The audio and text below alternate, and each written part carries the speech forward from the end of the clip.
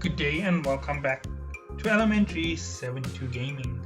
Now let's finish off the Hell Train saga with one of the most interesting, most exhilarating stories that there are in the Tower of God. And that to me is the Hidden Floor. Now I know a lot of people aren't going to agree with me on this, but the Hidden Floor is really something to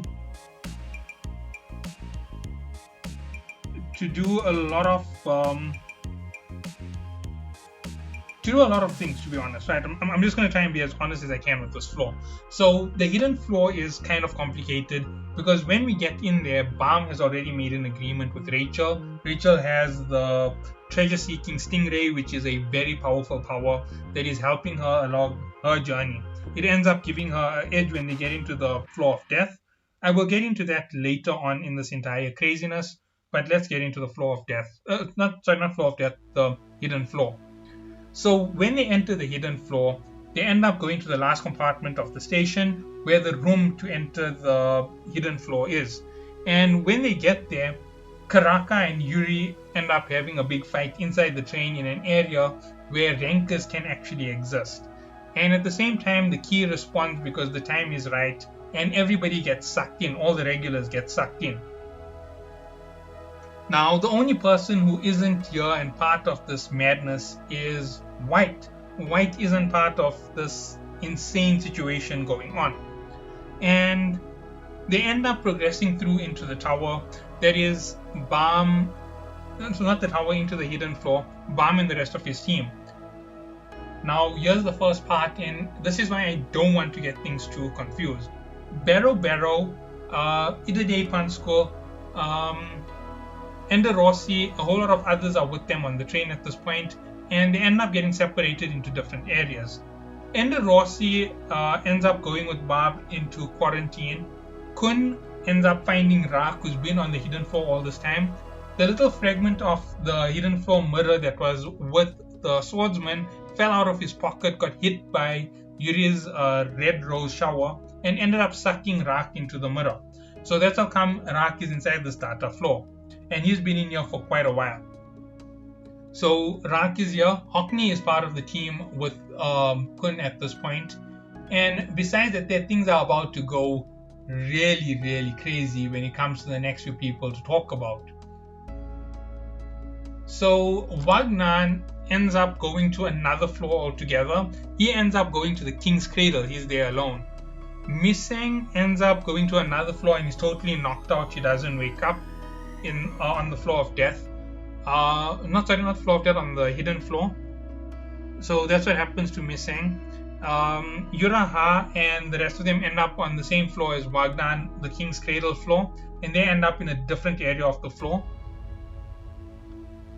Barrow ends up going to the Winterland with Edade, and that's how everybody is split up at the moment. Sachi and Boro end up back in the first town, the minstrel's town on this level, because that is where they were supposed to be. And here are the rules of the Hidden Floor, something that I haven't explained. When your data is recorded on the Hidden Floor, if you tell anybody about the Hidden Floor, you lose your memory of the Hidden Floor, so you can't talk about it. Nobody is exempt from these rules except for irregulars for some reason, so they can evade the spell. So their memory won't be removed even if they talk about this floor. The next thing about the Floor of Death is it can only be accessed by regulars, and once you become a ranker, you no longer can access your data in this floor. So there is a way to access your data. I don't understand how that works, but nonetheless, basically, for as long as you're a regular, you can always look at your data in this mirror.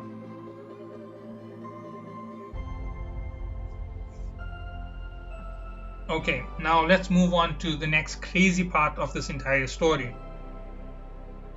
Moving on from here, when you enter into the Hidden Floor, there is a mirror of balance that actually ends up scanning you and creating you with your countermeasure. So the countermeasure against you is your sworn enemy, something from within you that is definitely your greatest threat, and it's used to keep you in check basically, so that you don't rupture the balance of this floor. And there's a whole lot of stories that go into it, and I'll explain that later. So nonetheless, everybody arrives here. Bam ends up in quarantine. In quarantine, Bam and Enderossi ended up being saved by the data of Han Sang-yu. Yes, the first floor test director Han Sang-yu.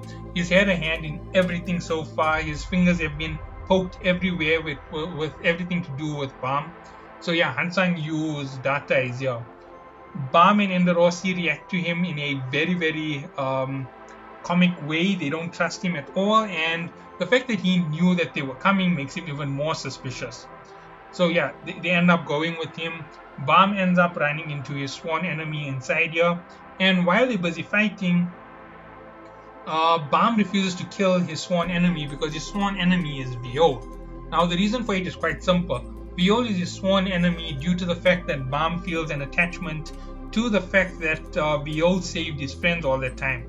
He kept fighting for the safety of all of his friends, and there's no way that he'd ever let go of that part, but he doesn't want that part to be his only life. He doesn't want to be bound just to save them without being with them. It's loneliness.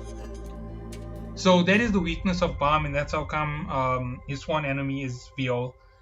Moving on from that, the sworn enemy of Enderossi is the selection individual who's kind of multiple individuals and no one at the same time. He's imaginary and real at the same time.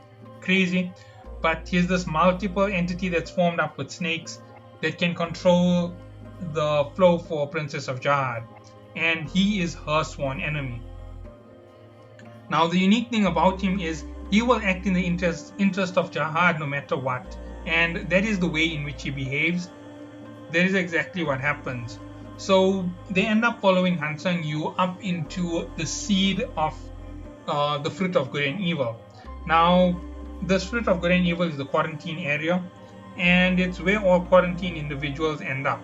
So when you're inside here and your data, you can't escape. It's impregnable basically.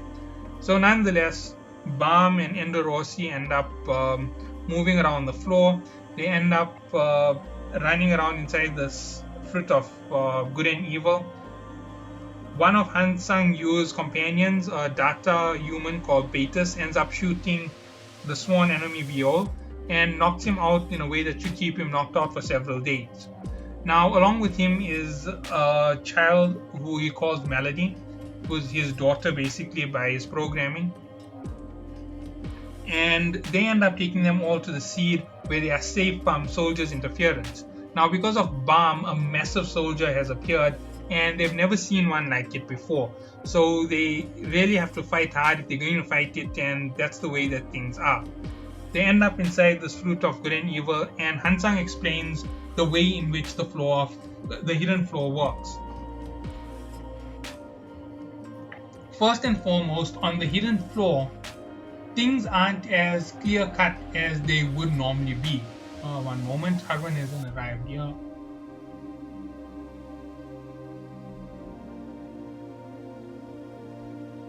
I'm trying to find one of the very special pictures I have here. Sorry about that, guys. It's just a little bit difficult to find it.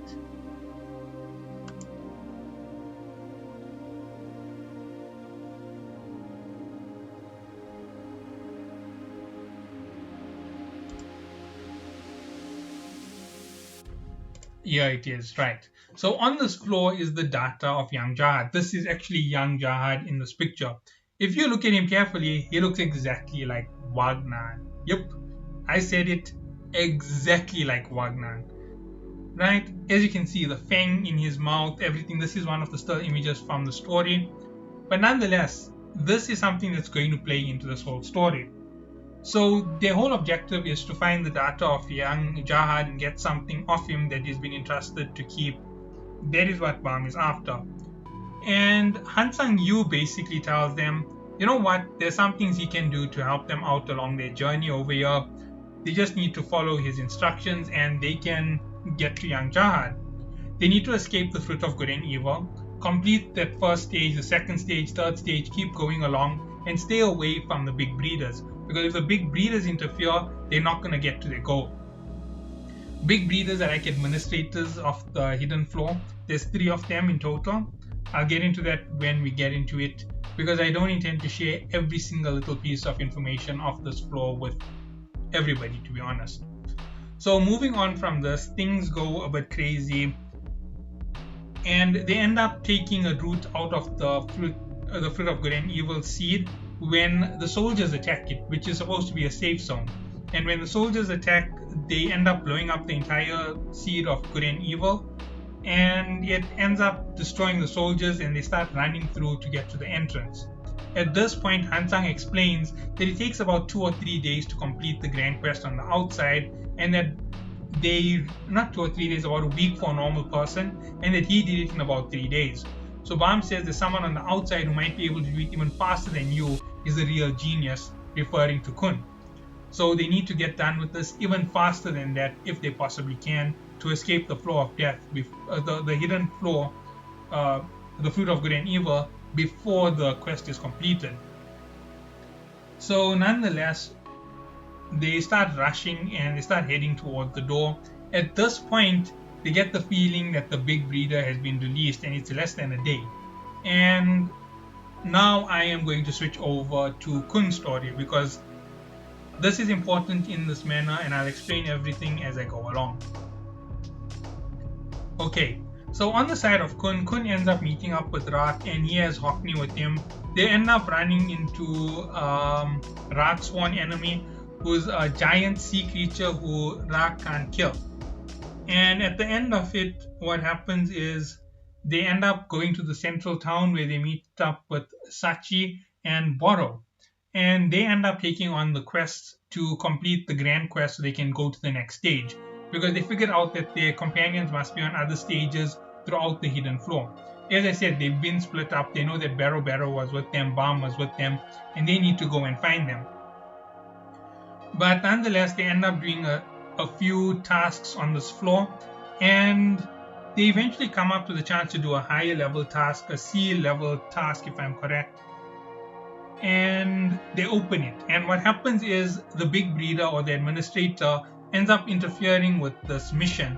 He ends up turning up the level too high, and he almost ends up getting Hockney and Kun killed. But regardless of all of that, they end up beating this quest thanks to Sachi's power. He uses his vines to restrain the octopus that is released from this quest, and when they win it, the big breeder enters the stage. Now, that is all that really happens. It may seem a little bit more complex when you read the story, but that's the gist of what happens on this path. So nonetheless, the big breeder comes, he explains that there was a glitch in the program and the difficulty increased unnecessarily.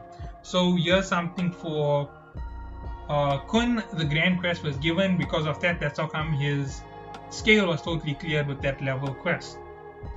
At that moment, Bam and Hansang Yu end up kicking it into overdrive with Betis and Enderossi, and they end up drilling a hole directly to the exit of the Fruit of Good and Evil. Kun summons the grand quest, which is the mother-tailed tit, who is a bird who is very protective over her eggs. Inside it, the big breeder has laid a trap in the form of a very powerful champion who can kill them all. Okay, moving on from this, Hansang Yu makes his way through. They end up breaking the containment on the Fruit of Good and Evil, and they end up flying into battle with the big breeder. The big breeder ends up releasing the monster that was inside the Grand Quest's head. Kun ends up saving the Grand Quest creature, the Mother-tail tit, and they end up keeping it with them till they complete the real Grand Quest of this level, which you can only do by filling your gauge black. So Bam ends up filling his gauge black. There was a little fight with the big breeder. The big breeder tormented Betis a little bit, and he is using some of the power of Jahad to stop Bam's attacks. So that is something to know about when it comes to this whole situation. At the end of all of this, Bam ends up losing against the big breeder in a way, because he couldn't defeat him, because of the power that he was using with his weapon. But he doesn't actually get beaten completely. The big breeder ends up withdrawing from the fight after he torments Beatus a little bit, and Han Sang-yu explains how it actually worked with the black side of the gauge. They end up using the black side of the gauge to summon that grand quest, and they end up doing the mouse hunt, which they end up killing all the mice. At this point, Rachel, in the avatar body of an individual who she calls, I'm forgetting the name of fake avatar name, but Rachel appears in an avatar body, which is a big breeder basically, and she ends up joining in this quest and killing one of the mice. This ends up helping Bam progress to the next level, and she ends up following the team to the next level. They end up moving together to the next level, where they end up in between two levels. Now this is Bam, Han Sang-yu, Sachi, Boro, Kun, Rak, their entire team. They end up splitting into two groups. One to keep going through all the levels so they can leave the floor of the hidden floor eventually through the mirror, and another group to go on a quest to go and find someone special on this floor. I will get into who that someone special is in the next video. But nonetheless, they end up breaking into these two groups. Sachi, Boro, and Hockney end up going in one group. Han Sang-yu ends up going in the group with Bam, Rak, and Enderossi, and they end up going on their own trip into the next zone in terms of the regular stages. Boro and them end up going to the sugar zone or the sugar stage that has its own story to it. It will all make sense in the next part. So Bam ends up going to the second stage where he finds Team Barrow Barrow. They end up taking on the true Grand Quest because his meter is still completely black. And on this level, he ends up taking on the Grand Quest and killing